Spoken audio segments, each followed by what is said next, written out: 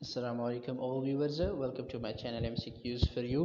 दोस्तों, Sindh public service commission Hyderabad में जो केमिस्ट्री के लेक्चर के लिए पेपर लिया गया है 8/3/2021 को, जिनका एक पार्ट मैं ऑलरेडी अपलोड कर चुका हूँ। Around about 15 MCQs we have already uploaded.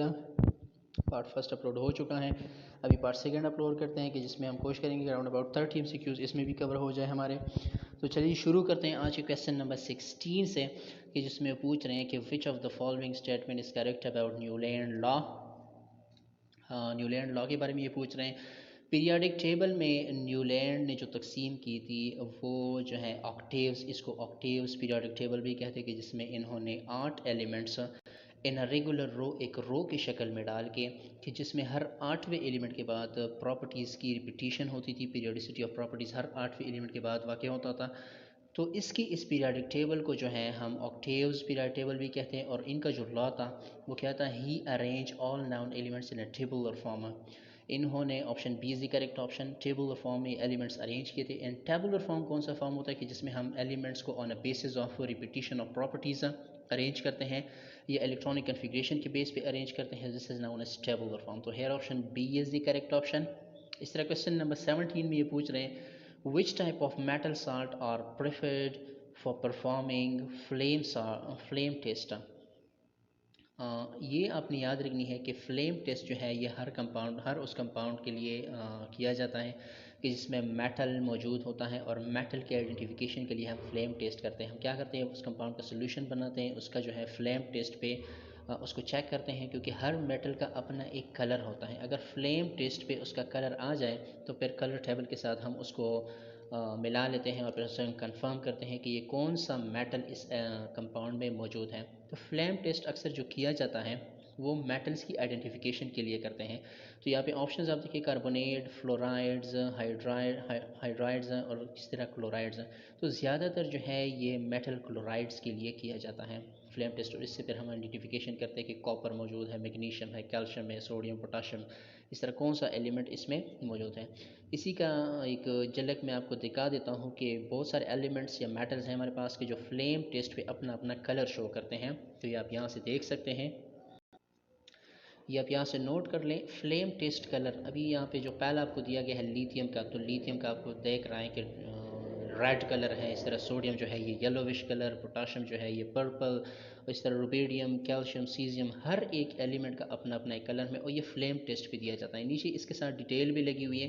A flame test is analytical procedure used by chemist to detect the presence of particular metal ion. आपने मेटल आयन को आइडेंटिफाई करना होता है किसी भी कंपाउंड में on a basis of colour of that compound on a flame test. Flame test पे जो कंपाउंड जो कलर दे रहा हो तो उसके बेस पे हम ये आइडेंटिफाई कर सकते हैं इस एलिमेंट या इस कंपाउंड में ये एलिमेंट मौजूद हैं। तो इससे हम अंदाज़ा लगा सकते ये सारे कलर्स हैं।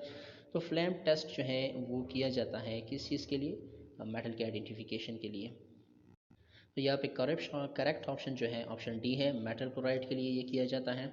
इस तरह क्वेश्चन नंबर 18 में ये पूछ रहे हैं, question number 18, which substance is known as oil of vitriol. Which substance is known as oil of vitriol.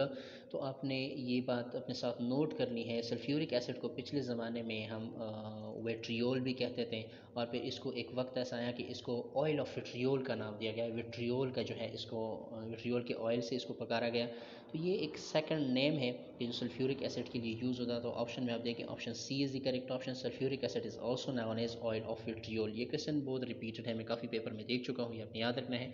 अगली बार भी केमिस्ट्री के सब्जेक्ट से ये पेपर उठाया जा सकता है। इस तरह सल्फ्यूरिक एसिड जो है ये किंग ऑफ केमिकल भी है, इसके नाम से भी इसको पुकारा जाता है।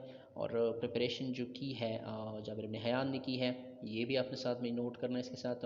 और अच्छा जी, question number 19, the alkali and alkaline earth metal can not be used electrode in voltaic cell. ये वोल्टिक सेल में इलेक्ट्रोड के तौर पे यूज़ नहीं होते, क्योंकि वोल्टिक सेल में वाटर होता है और वाटर के साथ इसकी फ़ौरन ऑक्सीडेशन हो जाती है।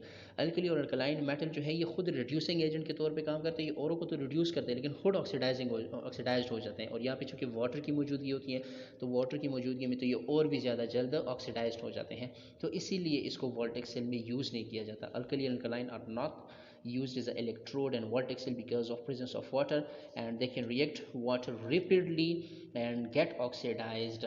Option B is the correct option, oxidation इनकी होती है बहुत जल्द, इसीलिए हम इसको वहाँ पे यूज़ नहीं करते। इस तरह question number 20, how many sulphur atom are present in packed ring. Packed ring जो है सल्फर कभी कभार ऐसे होते हैं जैसे कैटिनेशन कार्बन में होती है, carbon self linkage, carbon carbon के साथ बॉन्ड बना देता है। तो कभी कभी ऐसे भी होता है कि सल्फर सल्फर के साथ बॉन्ड बना देता है, और सल्फर जब भी आपस में बॉन्ड बनाता है ये एक रिंग की स्ट्रक्चर में होते हैं, और एक रिंग स्ट्रक्चर में 8 सल्फर एटम पाए जाते हैं जिसको हम पैकेड रिंग कहते हैं। Packed ring is the combination of 8 sulphur atoms with each other.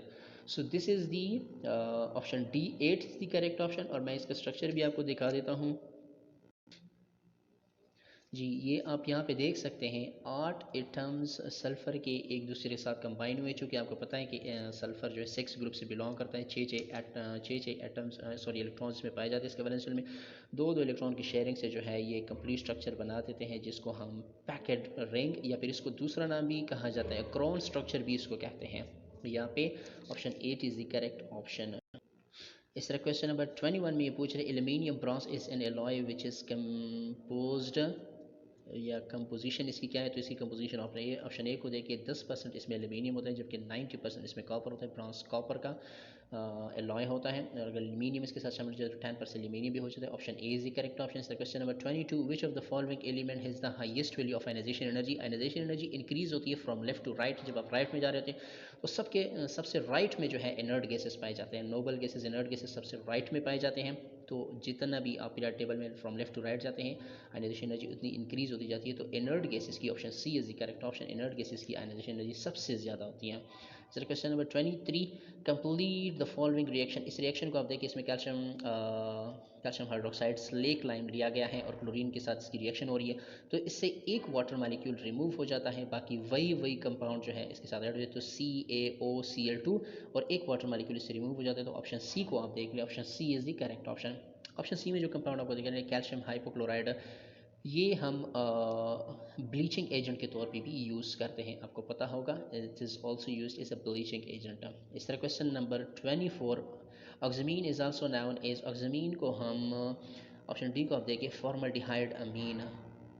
Yes, formaldehyde amine, formaldehyde amine is also called as oxamine। तो option C is the correct option, formaldehyde amine। अच्छा जी, question number 25 space rocket use fuel which is liquid oxygen. अच्छा, यहाँ से एक MCQ तो आपका यहीं से कवर हो रहा है कि स्पेस रॉकेट जो होता है वो जो फ्यूल यूज़ करता है उसमें लिक्विड फॉर्म में ऑक्सीजन पाया जाता है मिक्सड विद लिक्विड हाइड्रोजन। ये अपनी याद रखनी है, लिक्विड हाइड्रोजन और लिक्विड ऑक्सीजन फ्यूल जो है स्पेस रॉकेट ये यूज़ करता है। इस तरह ये जहाज़ है या स्पेस रॉकेट और भी ये हाइड्रोजीन भी यूज़ करते हैं, इसका फार्मूला N2H4 है। हाइड्रोजीन भी कभी कभी यूज़ कर लेते हैं, लेकिन स्पेस रॉकेट यहाँ पे आपने याद रखना है liquid form of oxygen mixed with liquid form of hydrogen is also used as a fuel in space rocket. तो यहाँ पे हाइड्रोजन जो है सी में है, तो option C is the correct option. इस तरह question number 26 glacial acidic acid is miscible. Miscible mean soluble. ये सॉल्युबल होता है किसमें, वाटर में, अल्कोहल में, ईथर में, ये सारों में होता है। वाटर में इसलिए होता है कि हाइड्रोजन बॉन्डिंग इसमें पाई जाती है, तो वाटर के साथ ये कुछ हद तक मिसिएबल है। इस तरह अल्कोहल और ईथर में ये इसलिए होता है कि ऑर्गेनिक कंपाउंड ऑर्गेनिक में डिजॉल्व होते हैं। तो ये all of these is the correct option. Question number 27 which technique is use to distinguish between imitation and pure diamond. तो इसके लिए एक्सरे टेक्नोलॉजी यूज़ होती है, इमिटेशन और डायमंड में फ़र्क करने के लिए एक्सरेज टेक्नोलॉजी यूज़ होती है। Option B is the correct option. इस तरह question number 28 methane is slightly soluble in water because of non polar nature. Methane जो है वाटर में सॉल्युबल है स्लाइटली, नॉट मोर। क्यों? क्योंकि ये नॉन पोलर नेचर है, ऑर्गेनिक कंपाउंड है, नॉन पोलर नेचर है। B is the correct option. इस question number 29 coal gas is mainly consist of. Coal gas जो है ये मीथेन और हाइड्रोजन पे मुश्तमिल होता है। Option A is the correct option. और इस तरह आज की वीडियो का आखिरी सवाल है द फार्मूला ऑफ क्लोरोहाइड्रीन। क्लोरोहाइड्रीन का जो फार्मूला है ये आप सर नोट कर ले, C2H5ClO है। यहाँ पे इन्होंने स्ट्रक्चर फॉर्म में दिया है, तो C2H5ClO को आप देखिए कहाँ पे हैं। ऑप्शन बी को आप देखिए इसमें 2 Cl है जी बिल्कुल, और 5 हाइड्रोजन, एक O और एक Cl हो जाएगा। तो option B is the correct option है। इस तरह के दोस्तों ये जो 20 MCQs रहते हैं ये इंशाल्लाह थर्ड पार्ट में अपलोड होंगे। So stay with us. अगर किसी ने चैनल सब्सक्राइब नहीं किया तो फर्दर इन्फॉर्मेशन, फर्दर MCQs के लिए you can subscribe, you can stay with us.